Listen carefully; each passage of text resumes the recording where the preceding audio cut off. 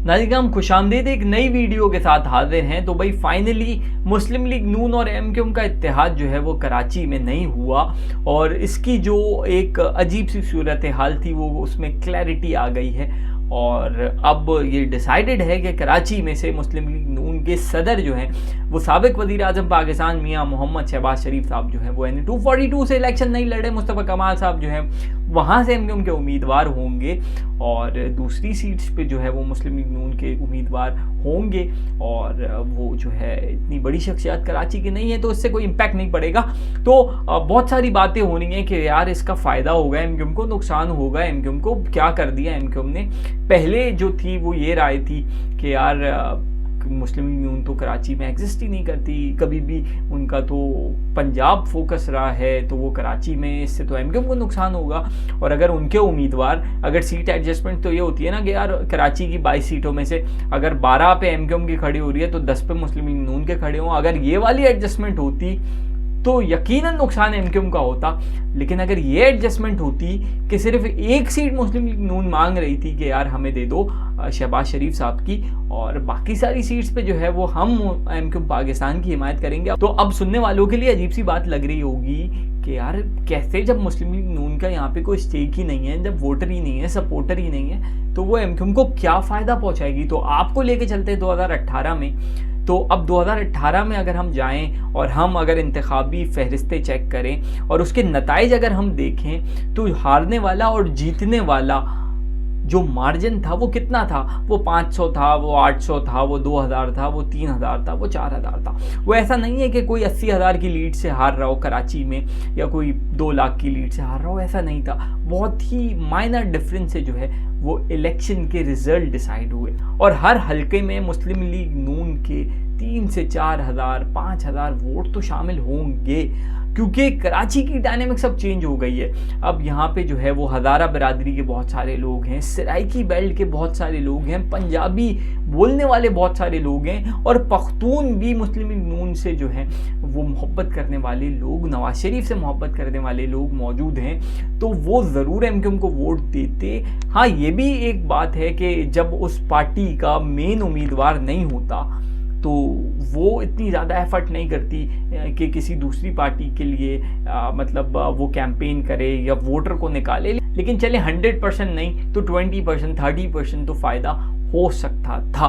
कहने वाले कहते हैं कि एमक्यूएम ने जो है वो गलती कर दी और मुस्तफ़ा कमाल साहब ने जो गलती कर दी, जो 2018 में उनको कुछ यकीन दहानियाँ कराई गई थी कि यार आपको इतनी सीट्स दे दी जाएंगी, बट जब देखा गया कि पंजाब से पीटीआई को वो अहदाफ जो हैं वो पूरे नहीं हो रहे तो मुस्तफ़ा कमाल साहब को जो है वो यहाँ पे जो उनसे वादे किए गए थे वो पूरे नहीं किए गए और यही एमक्यूएम के साथ हुआ था। तो एमक्यूएम जो है वो मुत्तहद होने के बाद अब मौजूद है NA 242, बहुत मुश्किल हल्का, लेकिन एमक्यूएम कहती है कि यार वहाँ से हमने खंबा भी खड़ा किया तो वो जीत जाता था। तो अब ऐसा नहीं है, अब बहुत सारी चीज़ें उनको भी उससे निकलना पड़ेगा कि उनके ऊपर अब अल्ताफ़ हुसैन का हाथ नहीं है, अब वो वाली सपोर्ट भी नहीं है और मुस्तफ़ा कमाल साहब के लिए वो वाली सीट जीतना बहुत ज़्यादा इम्पॉर्टेंट होगा। रीज़न ये है कि वो एमक्यूएम के एक तो डिफेक्टो लीडर हैं, यानी वही लीडर हैं। खालिद मकबूल साहब तो जो हैं वो एक डमी है। इसके अलावा जो पार्टी में उनके उम्मीदवारों को जो मुज़ाहिमत का सामना होगा, ना सिर्फ उम्मीदवारों को बल्कि उनके लोगों को, क्योंकि एमक्यूएम का एक ग्रुप जो है वो उनके अगेंस्ट है। उसका रीज़न ये है कि वो कहते हैं कि यार ये नए लोग हैं, ये अभी पार्टी में शामिल हुए हैं और अब यही हैं, इनकी हाँ में हाँ है, इनकी ना में ना है और इनके लोगों को तो इलेक्शन मतलब अनाउंसमेंट से पहले भी टिकट फाइनल था कि यार यही एमक्यूएम के उम्मीदवार होंगे। तो उस सूरत में सैयद हफीजुद्दीन के लिए, हसन साबिर के लिए और जो दूसरी एक और जो इनकी हैं फौजिया हमीद हो गई या इनकी आसिया इसहाक हो गई या राजपूत साहब हो गए, के लिए तो मुस्तफ़ा कमाल, ये इनका भी जीतना इतना इंपॉर्टेंट है, लेकिन मुस्तफ़ा कमाल साहब का जीतना और असेंबली में जाना और जो उनके लिए प्लान्स हैं कि वो अगर अपोजिशन में जाते हैं तो एमक्यूएम के पार्लिमानी लीडर हों या शायद वो अपोजिशन लीडर बन जाए, क्योंकि वो लीडरशिप क्वालिटीज़ तो उनमें मौजूद हैं। तो मुस्तफ़ा कमाल साहब का जीतना बहुत इंपॉर्टेंट है और उनको मुश्किल सीट दे दी गई है। और NA 247 ख्वाजा इजहार जो है वो नाराज़ होकर बैठ गए थे, तो ख्वाजा इजहार को जो है वो NA 247 दे दी गई है, जो बनिस्बत आसान सीट थी। तो बेहतर ये होता कि मुस्तफ़ा कमाल साहब को NA 242 भी दी जाती, NA 247 भी दी जाती और अगर वो दोनों सीटों से जीतते तो NA-247 जो है वो खाली करके दोबारा खालिद ख्वाजा इज़हारुल हसन साहब को दे देते और वो NA-242 की सीट से जो है वो कौमी असेंबली चले जाते। बट हो सकता है कि ये मिस्टेक MQM को भारी पड़े बाद में।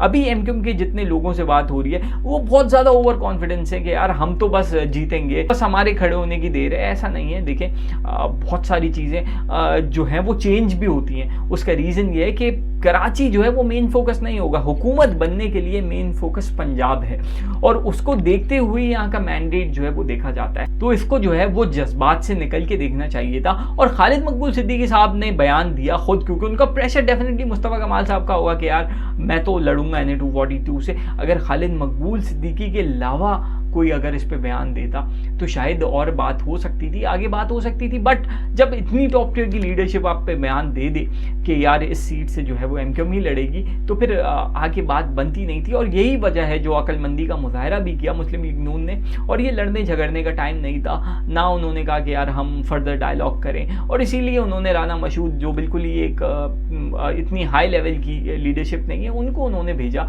वरना अयाज सादिक साहब या साद रफीक टाइप के लोग जो हैं वो आते थे।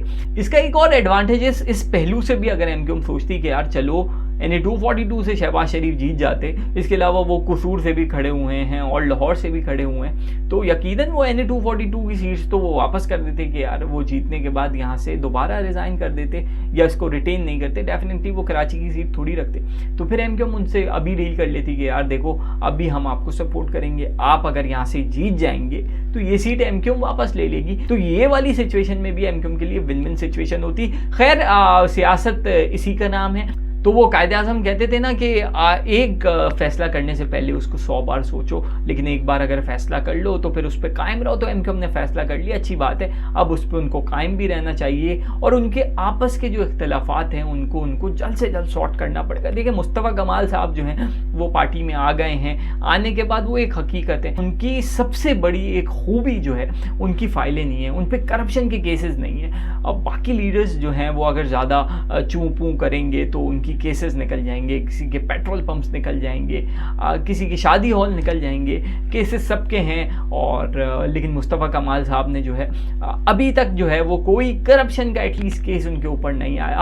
हाँ उन पे केस ये आया कि उन्होंने बानी मुत्तहिदा की जो है वो भरपूर तरीके से मुखालफत की, उनके सामने खड़े हुए और MQM को बुरा कहा। खैर MQM का ये मकबूल फैसला था या गैर मकबूल फैसला था, ये बात तो जो है वो 8 फरवरी को ही पता चलेगी। और मुस्लिम लीग नून और MQM का इत्तेहाद नहीं हुआ। मुस्लिम लीग नून के लिए तो ये कोई बड़ी खबर नहीं थी और MQM के लिए बज़ाहिर ये बड़ी खबर नहीं थी, लेकिन अगर लार्जर पिक्चर में देखें तो ये MQM के लिए एक बड़ी खबर हो सकती थी, एक बड़ा एडवांटेज हो सकता था अगर इस पे जो है वो डीप एनालिसिस किया जाता, इस स्टोरी की अगर ग्रूमिंग की जाती तो यकीनन जो है जो आउटपुट्स होते वो कुछ मुख्तलिफ हो सकते थे।